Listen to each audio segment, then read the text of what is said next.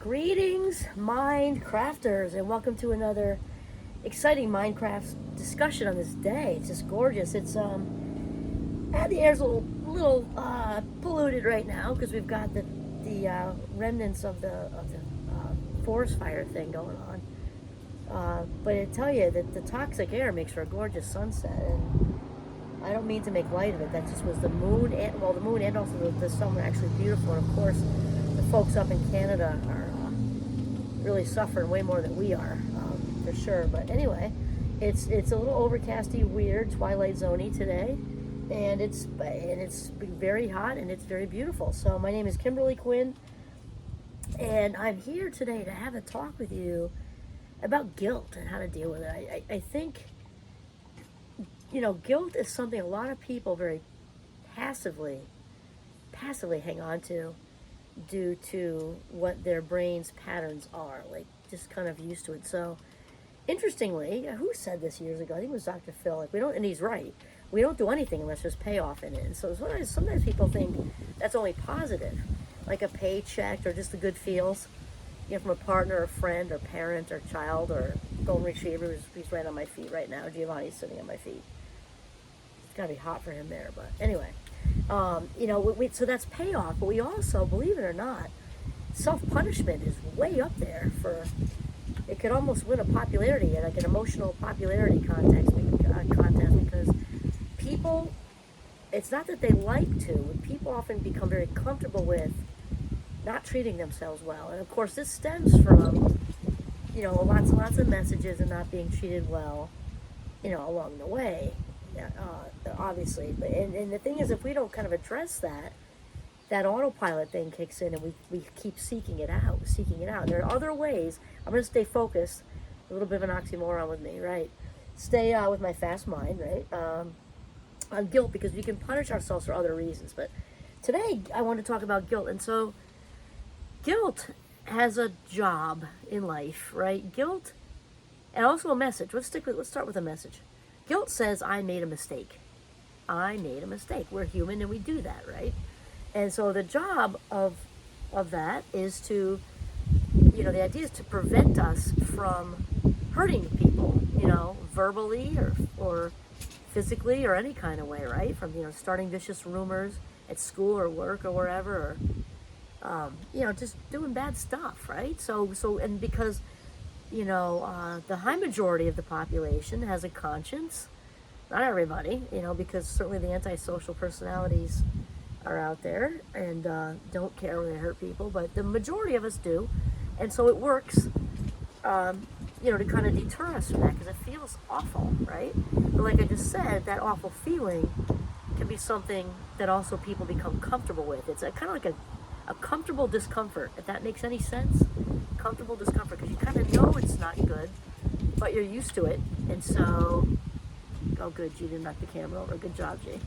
Anyway, so we're going to talk about how to deal with it, because guilt is only useful in that sort of immediate circumstance. When you said the thing you wish you didn't, you hurt somebody, whatever you did, or you did an action that wasn't good, and you know that.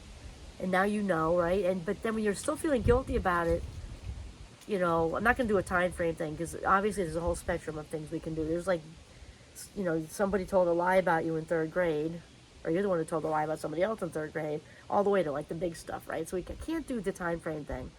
Though really, once it's over, it's over. I mean, that's the deal. You say, hi everybody, G, always looking for squirrels. This goes on all day long. I don't mean the ones in my head, I mean real ones. They just dart across the deck. I probably should deal with that. They're probably having kids and everything. Anyway, all right.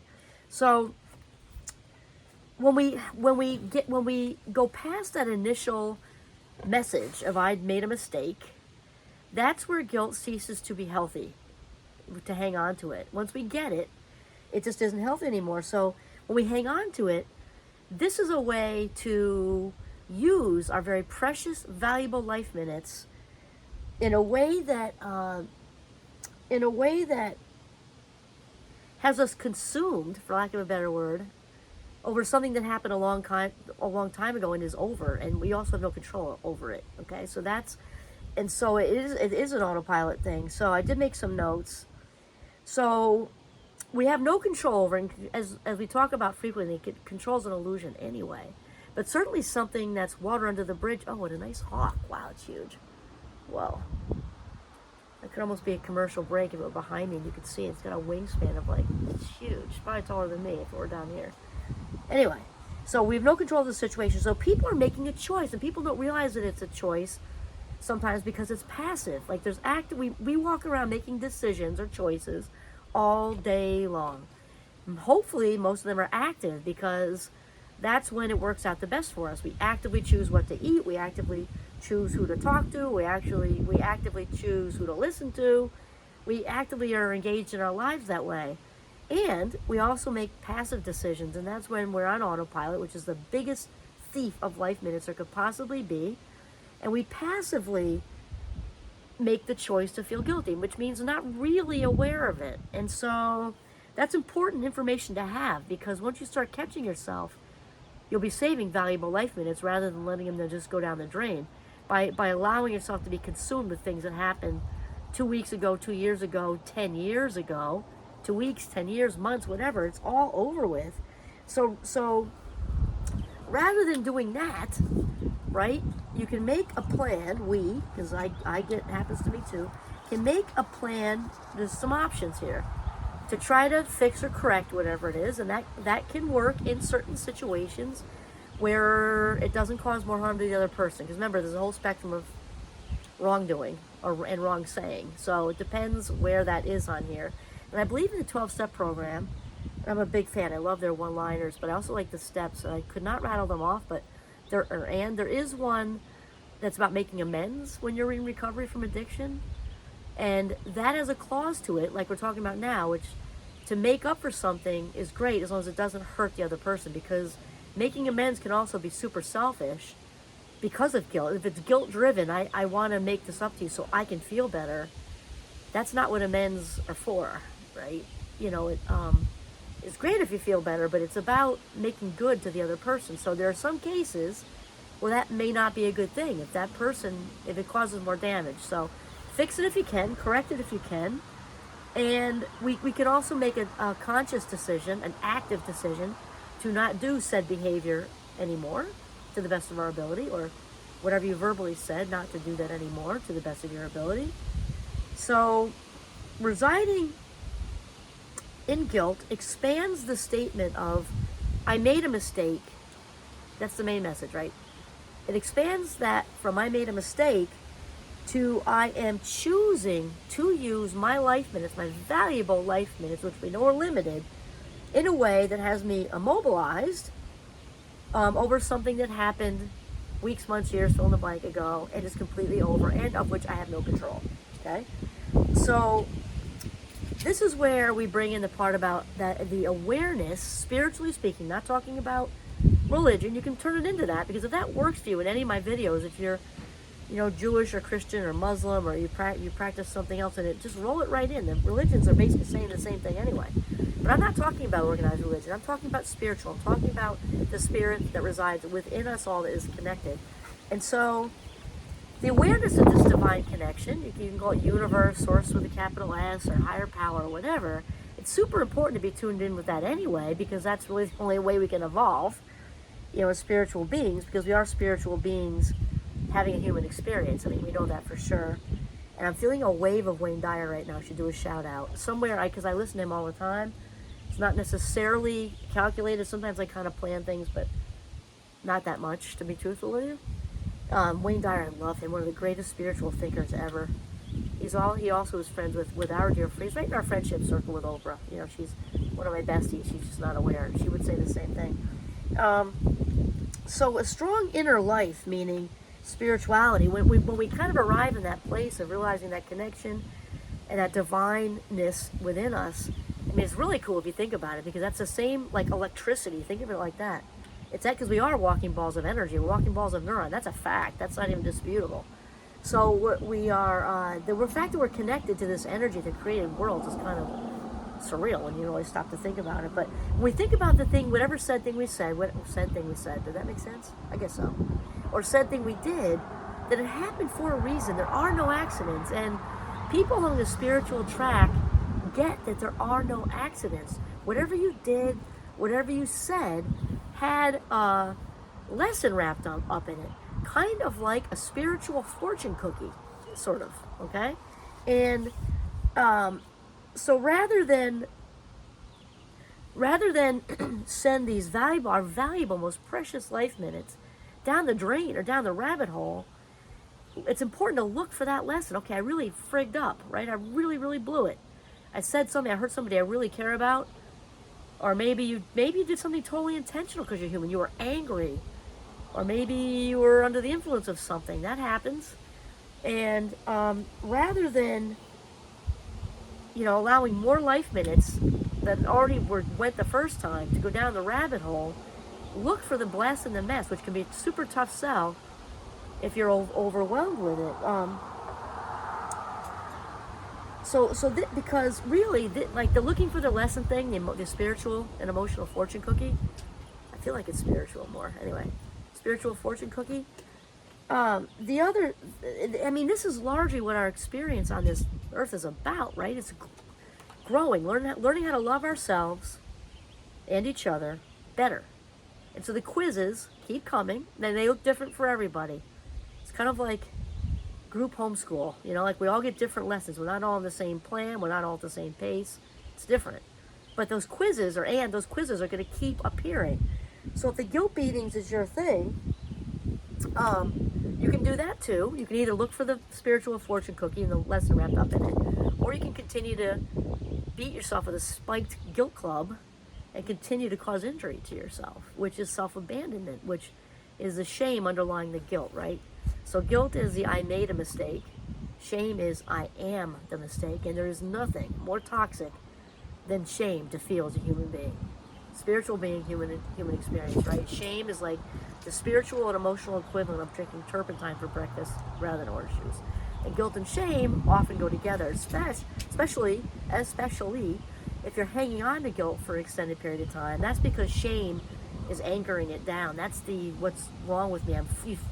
I did whatever I did, or I said whatever I said, and I'm therefore flawed and defective. My character is dark and terrible, and that's what's dragging you down. So if you that's quite a cocktail if you got both of them going on, and they go together.